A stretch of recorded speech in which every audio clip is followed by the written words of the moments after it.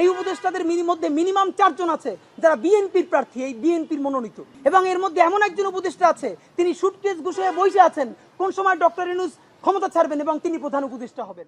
ফ্যাসিবাদ বিরোধী আন্দোলনের সর্ববৃহৎ রাজনৈতিক দল বিএনপি। এই বিএনপির প্রতিষ্ঠাতা জিয়াউর রহমান দিল্লির বিরুদ্ধে যাবার কারণেই তাকে শহীদ হতে হয়েছে। এই বিএনপির প্রাণভ্রমরা বেগম খালেদা জিয়া মনমোহন সিংয়ের সাথে বিএনপির ডাকা হরতালের মধ্যে মনমোহন সিংকে যখন ঢাকা এসেছিল নেগোশিয়েট করার জন্য, বেগম জিয়াকে বললো আপনি সোনারগাঁয়ে আসেন, তিনি বলেছেন আমি হরতাল ডেকেছি, হরতালের মধ্যে আমি গাড়ি বের করতে পারবো না। এটা দিল্লি থ্রেট হিসেবে নিল।